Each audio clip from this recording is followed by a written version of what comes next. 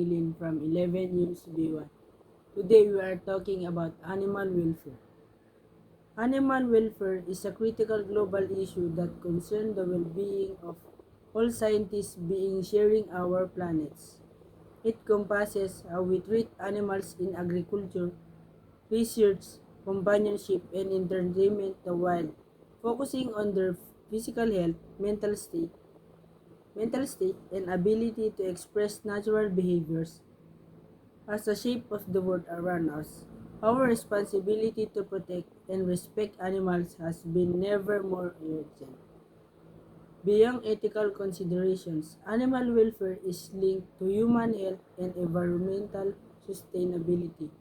Healthy, well-treated farms, animals produce safer food, while protecting wild welfare, preserve economic system that supposed to life on Earth.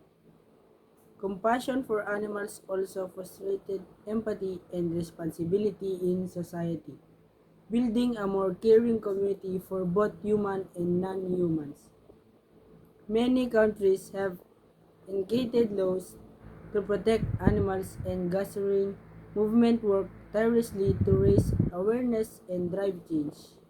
Individuals can contribute by choosing currently free products, supporting responsible organization, advocacy for strangers regulation, treating all animals with kind and respect.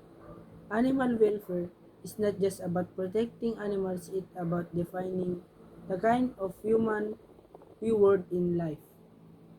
Every action we take has an impact, and prioritizing compassion, we can create a future where humans and animals coexist harmoniously.